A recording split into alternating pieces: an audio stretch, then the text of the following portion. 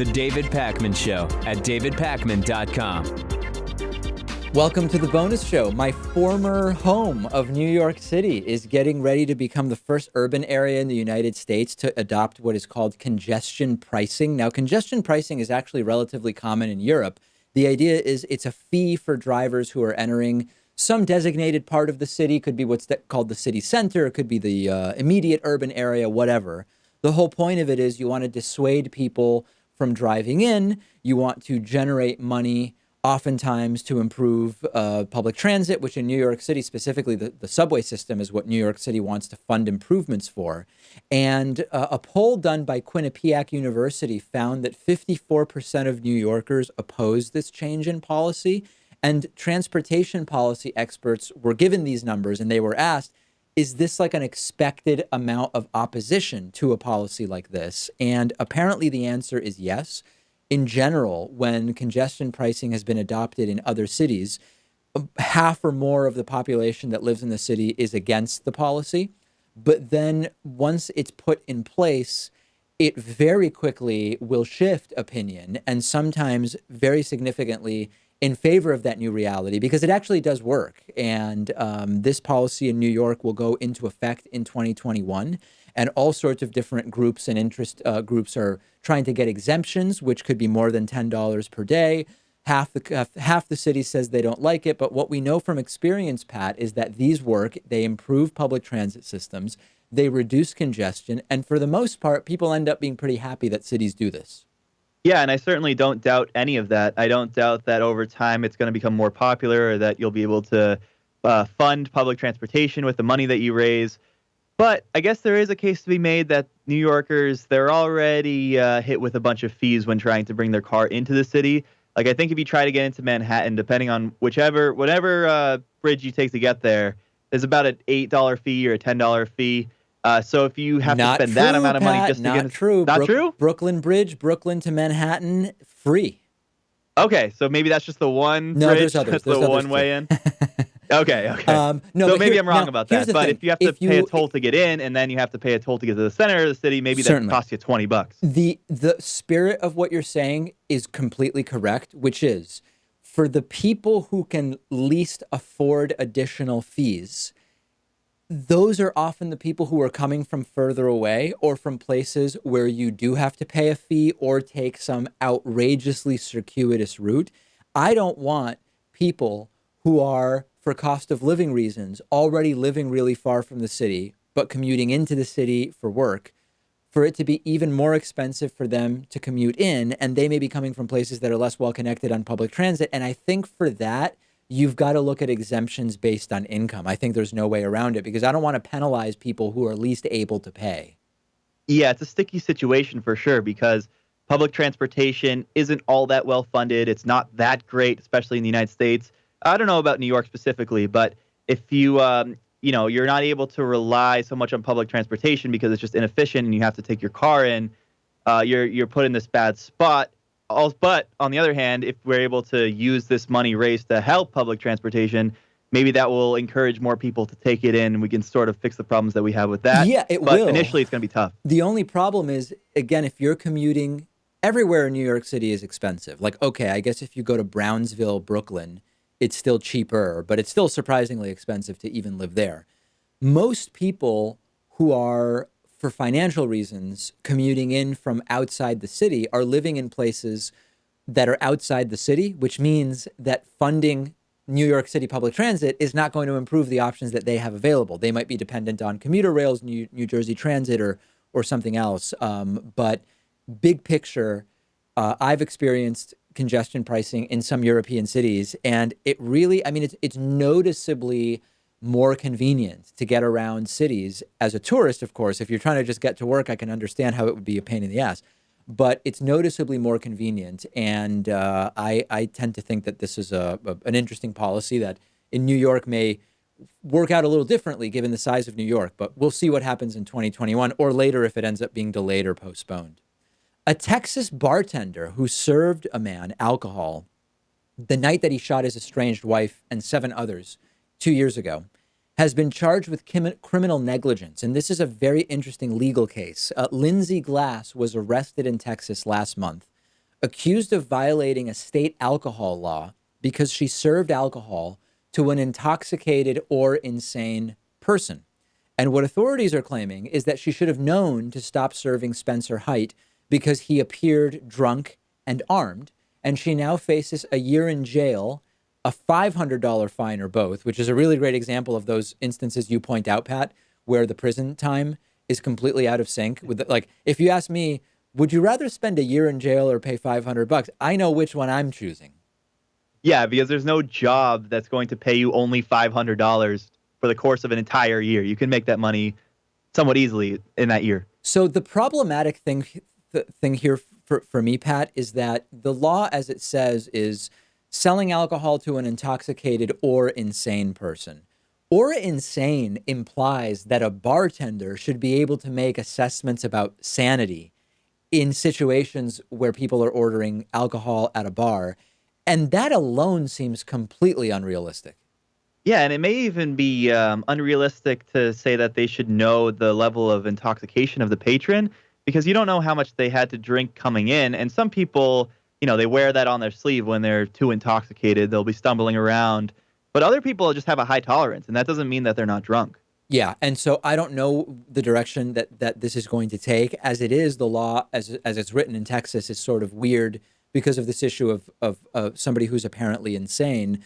It's going to be a legal fight, and this could have significant precedent-setting power because there have many states, and I have friends who are bartenders in Massachusetts, have code that says what they need to do in terms of cutting people off. But taking it a step further, we've heard about this applied to drunk driving situations. Somebody is served too much. They get out into a car, they drive drunk, and they get into an accident. What, if any, responsibility does the bartender have? Going out and killing someone is much more difficult to even link to the alcohol, right? Like, no matter how much most people drink, they're not going to go out and shoot people, and therefore linking it to the being served alcohol, to me, is significantly more dubious. Yeah, and I guess he was playing with a knife on the bar table, but that could have happened after he was done ordering drinks and was ready to check out. So, I don't really know the series of events and the timing of events there. What about the case that it should be the business that's held responsible and not the individual employees? So, like, if something happens like this or a drunk driving incident, maybe you whack the business with a significant fine, but you don't go after the individual employees. Maybe the business, after getting hit with that fine and knowing that the bartender did something wrong, would decide to fire the bartender. But it just rubs me the wrong way that you're going to consider prison time for the bartender over this. It does also rub me the wrong way. And of course, going after the business raises other questions. Most bars are just small businesses that it's just, being willing and able and actually choosing to go out and kill people is something that requires a lot going on within that person's mind. And to start holding public businesses even partially responsible for people grabbing guns and shooting others, I don't like pointing to slippery slopes when I don't think that they really are, but I would have some serious concerns about that in this case. Yeah, shooting others, for sure, because also that's just so rare. It's, sort of an anomaly. But what about someone drinks too much at the bar and then goes out and drunk drives and then gets into a horrible accident? I'm unsure should about the business that. be? I'm unsure. Yeah, it's tough to decide where to draw the line, I think. Yeah, it definitely is. And we'll see ultimately where this case comes out and whether she might end up having the devastating penalty of having to cut a check for $500 or might have to spend an entire year in jail. It's jail if it's under 18 months. Is that right? Now I don't remember. I know it's short-term stay, but I don't know exactly how much time. Yeah, and it may even vary by state. Students in a Rhode Island school district who owe money on their school lunch accounts will have the only option of a sunflower butter and jelly sandwich until they're able to pay their balances, according to an announcement from the district over the weekend. So to me, it looks like Warwick, but is it pronounced Warwick? Like the second W is silent? I'm not even sure. I always thought it was Warwick, Rhode Island, but I'm known to say things wrong. Fair enough. Who knows? Warwick Public Schools, which has 9,000 pre-K through 12th grade students, says this goes into effect on May 13th. Quote, if money is owed on a paid, free, or reduced lunch account, I don't know how you could owe money on a free lunch account, but that's maybe a story for a different day. If money is owed on a paid, free, or reduced lunch account, a sun butter and jelly sandwich will be given as the lunch choice until the balance owed is paid in full or a payment plan is set up. This is partially because public schools are mandated to provide lunches to students, but it is not a hot lunch that is required. I feel really mixed about this, Pat, because, okay, if people get free lunch, they get free lunch. I don't even know how that has anything to do with this. If you qualify for a reduced lunch or you don't, your parents are supposed to pay either the reduced price or the full price. And there has to be some system in place for making sure that people aren't taking advantage of the system. It's a, ledger, it's input and output, revenue and expenditure. You got to pay for the lunch. Somebody's got to pay for the lunch. Fine. But punishing the kid, particularly in a way that's very visually stigmatizing, like my guess is that if given the option, most kids aren't choosing the sunflower butter and jelly sandwich. They're choosing something else. So it creates a situation where other students look around and they see who has the jelly sandwich, and it further stigmatizes them, which is a big problem with poverty, assuming that some of the reasoning here is poverty and not parents who are just forgetting. So I hesitate to punish kids in ways that will stigmatize them, although I understand that the school's got to get his money. I don't know. Yeah, the schools that I went to growing up, most of the lunch tickets that we had were yellow. So if you were just paying the standard price, you had a yellow lunch ticket. But if you had a reduced priced lunch, then you had like a green ticket. If you had free lunch, you had a red what ticket. My elementary school had. It was, and it might have been the opposite. I think it was green was the full price and yellow was reduced. And then there was one for free or something like that. So even from a distance, you could tell who had which lunch, Yeah, and it makes them totally more susceptible to bullying. I don't like it at all.